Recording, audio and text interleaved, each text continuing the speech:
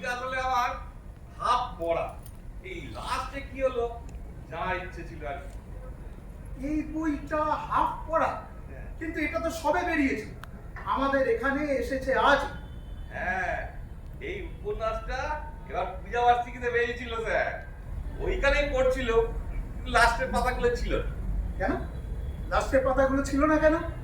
কি করে থাকবে স্যার, আমি তো ওই বইটা ওই হরিদার মুদির দোকান থেকে নিয়ে এসেছিল, হরিদা ওই শেষের পাতাগুলো ছিঁড়ে খুচরো মাল দিচ্ছিল, তাই কমে গেছিল। কি সব লোকজন দেখুন, আর কারেন্ট পূজা বার্ষিকী তাও বেঁচে দিয়েছে। তুমি পত্র পত্রিকা পড়ো, পুজো বার্ষিকীও? আমি সব পড়ি স্যার, যখন যেরকম হাতে পাই সব পড়ি, পত্র পত্রিকা, তারপরে গল্পের বই। এই নেপালদার দৌলতে আর আমাদের এই সব এখানকার চত্বরে যা দোকানপাট আছে, তাদের থেকে যখন যেমন হাতে আছে সব পড়ি। নেপালদার দৌলতে কেন? তার কি বইয়ের দোকান আছে না? না না স্যার, বইয়ের দোকান হতে যাবে কেন? এই ভাঙা লোহা রক্ত শিশি বোতল ওইসবের আরো ওই গুদাম ঘর, ওই লোকে যা সব ওই ওজন করে বিক্রি করে দেয় না, সেই সব এসে বইপত্র এই সব সব জমা হয় ওখানে। তো ওখান থেকে ওই ঝেড়ে বেঁচে যেটুকু মনে হয় ভালো নিয়ে আসি। নেপালদা মানা করেন না, কোনোদিন না করে দেন। যখন চান্স পাওয়া গেছে তখন যে কটা জায়গা আমরা ঢুমারবো। এই তোরা কিন্তু কেউ কোনো বেগরবাই করবি না বলে দিলাম বস আগে থেকে। কোনো চাপ নিও না মামনি, সিরাজ নিজের গ্যাসের পয়সা খরচা করে আচ্ছা পেট্রোল ভরে তিনটে মোটর বাইকে ব্যবস্থা করে ফেলেছে। Very good. এই শোন শোন শোন শোন, আমরা মানে যারা আর কি বাইকের পেছনে বসবো তারা না এই আজকালকার ছেলে মেয়েদের মতো ফ্রেন্ডকে একেবারে চাপ নিয়ে কিন্তু সুরঞ্জনা শুনে তো সালা ও নিজেই বাইক চালাতে চাইবে, সালা ওকে চাপতে ধরে কে বসবে? সালা এক ঠিক মেরে সালা কাছে মাথায় তুলে দেবে। তুই ঠিক চাপ দিস না, আমি ওর বাইকের পেছনে বসবো। আরে বাবা, কোনো চাপ নেই, সংসদে ৩৭৭ ধারা পাস হয়ে গেছে, এখন ছেলে ছেলে মেয়ে মেয়ে বাইকে পাস, যাত্রা যাত্রী এমনকি বিয়ে সব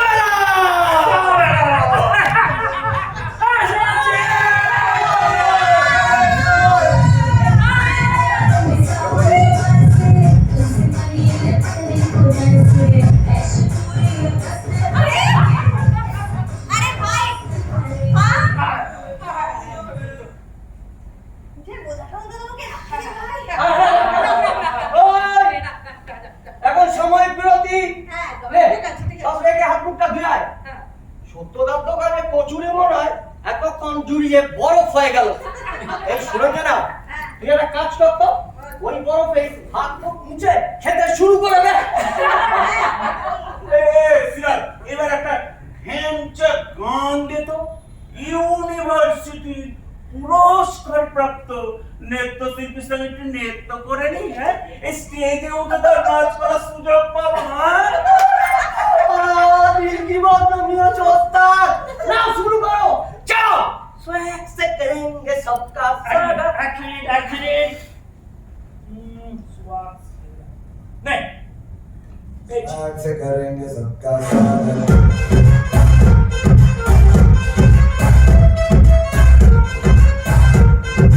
स्वैग से करेंगे सबका स्वागत।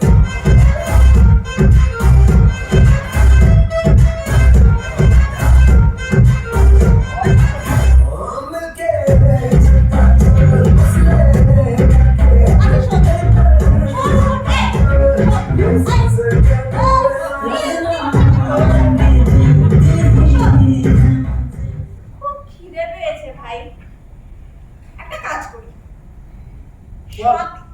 সত্যতার লুচি সাবিত্রীর নেতায় পরিণত হওয়ার আগে আমরা একটু ফুয়েল মেরে নিই, আর নাচের ব্যাপারটা তারপরে দিই। সব দেখছি ফেকছি চলবে না বাবা, দেখছি ফেকছি চলবে না। সবাই যে যার খাবার হাতে হাতে নিয়ে নাও, তারপর শুরু হবে বাউল নৃত্য। যা যা আছে তোমাকে সব দেব। হ্যাঁ, প্রতি মাসে প্রচুর বই কেনাই আমার শখ, কিন্তু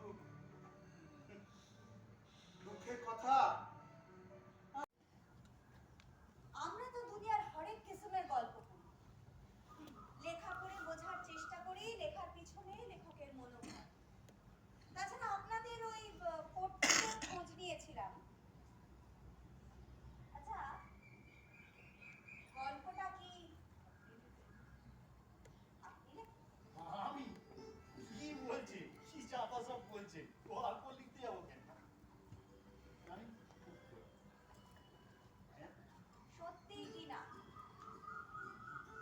সব জাতা বলছি, লেখা আমার দ্বারা হবে না। আমি উচ্চ মাধ্যমিক ফেল। কি বলেন আপনি? তাতে কি? আচ্ছা এই হায়ার সেকেন্ডারি পাস। ওই ছোটবেলায় না ওই মা মাসি দিদিরা সব কাগজের ঠোঙা বানাতো, ওই তখন থেকে কাগজপত্র ঘাঁটা শুরু। ক্লাস 7-8 থেকেই পথ নেশাটা ধরে গেল। নেশা হতে যাবে কেন? এর চেয়ে ভালো নেশা পৃথিবীতে আর কি বা হতে পারে? কত লেখকেরা তোমার মতো একজন মানুষের জন্য অপেক্ষা করে থাকেন জানো? ইস, এমন বদ নেশা যদি সবার থাকতো। যাকে যাকে শোনো, সাদা হাসান মান্টো পরের দিন দেবো। হ্যাঁ, আজ তোমার এই আধখানা পড়া উপন্যাসটা দিয়ে দিলাম, এটা পড়ে ফেরত দিলেই হবে। থ্যাংক ইউ স্যার, ধন্যবাদ, অনেক থ্যাংক ইউ। দুদিন বাদে একটা নতুন বেশ বন্ধ পেলাম। আমি আমি আজকে রাতের মধ্যে পড়ে এটা কালকের মধ্যেই আপনাকে দিয়ে দেবো। না না না, আমি কাল এখানে আসবো না। আমি আসবো আবার 1 সপ্তাহ পর। এর মধ্যে তোমাকে আমি আর একটা নতুন বই দিয়ে যাচ্ছি, বুঝলে? হ্যাঁ, এখনকার খুব নামকরা লেখক, তুমি পরীক্ষিত গঙ্গোপাধ্যায়ের নাম শুনেছো? হ্যাঁ, ওর উপন্যাস পড়েছো? ওই আড়তে পেয়েছো ওর কোনো বই? এই লেখক অবশ্য এখনো তেমন পুরনো হয়নি যে ওই আড়তে ঠাঁই পাবে। যাবে, এই নাও, এই নাও। ইনি আমার খুব পছন্দের একজন লেখক। এর লেখা কেমন লাগে তুমি দেখো। সামনের সপ্তাহে আমি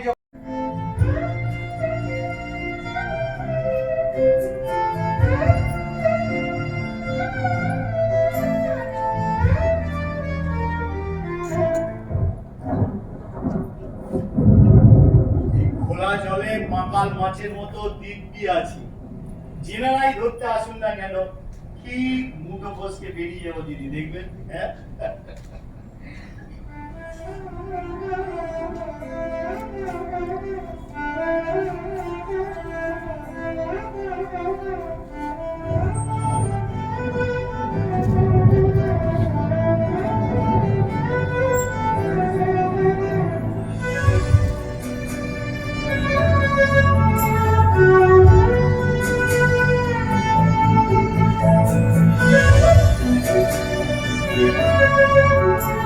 Thank you.